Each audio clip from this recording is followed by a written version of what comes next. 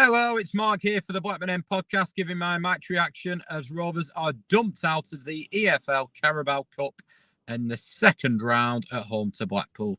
So Rovers started the game with a really strong team. We had Ainsley Pears in goal, Leo Duru at right back, making his first full debut, his start. We had a centre-half pairing of Hayden Carter and Danny Bath, Harry Pickering at left back. Midfield duo of Joe Rankin-Costello and John Buckley, who captained the team. Three just in front of them. We had Andy Vyman on the right-hand side, Arne Sigurdsson on the left, Jack Vale in the number 10 role, behind Maktar Gueye. Rovers started the game okay, but if truth be told, it was flat from the outset and absolutely throughout. So Rovers huffed and puffed a little bit in the first half, but nothing overly extending themselves. I think Blackpool looked quite comfortable, just as we did. Jack Vale looked okay in that number 10 role. I think his best work came actually when he was a bit deeper. Some of the through balls he tried to play might be a better role for him than the number 9 role that we often see him in. But Rovers went in at half-time 1-0 up. So Arne Sigurdsson was brought down in the box. Maktar Gueye grabbed the ball and quite comfortably put the penalty away. I think that's the first penalty we've scored or we've even had at Ewood Park in the last 2 years. I think it was 2022, the last penalty that we scored in a game. So, yeah, we went in at half-time. We hadn't really set the world alight, but neither had Blackpool. It was just quite comfortable. Then we go back out for the second half, no changes, and you're just hoping that we step it up a little bit, put the game to bed, maybe make some subs. But of course, that was not to be the case. So we started off even slower, if that was possible, than the first half. Probably more flat in the ground, more flat on the pitch. There was no tempo to the game. And Blackpool grew into it slowly without really extending themselves either. But the one thing that we didn't want to happen happened. Harry Pickering picked a knock-up. Harry Pickering had to go off.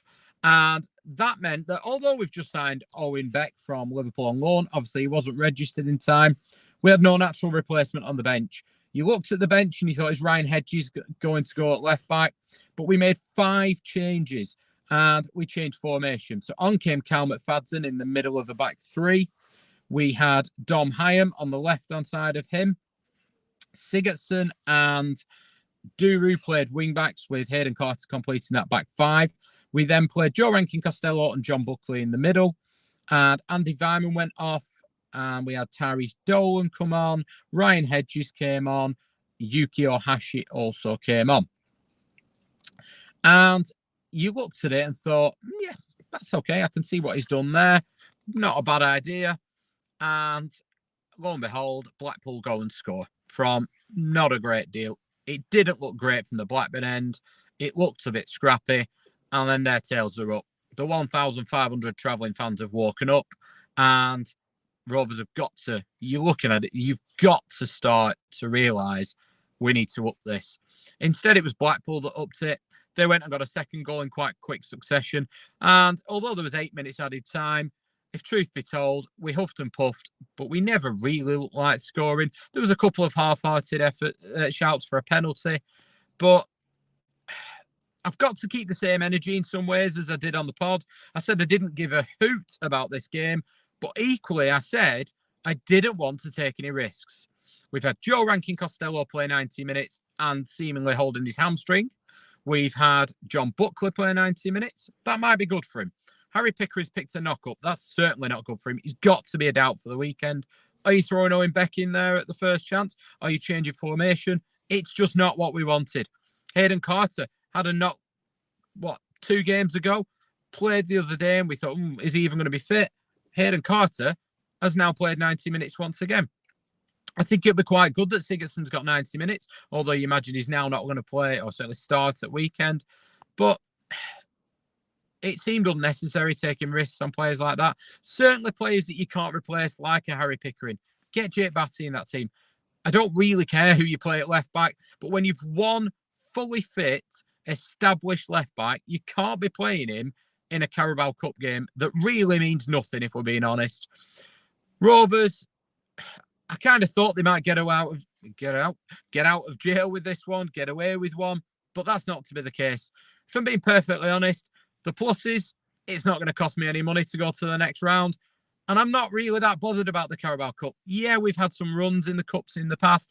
I see the Carabao Cup as a way of giving 90 minutes or a run out to youth players and those players on the fringes early in the season that aren't getting minutes in your first team.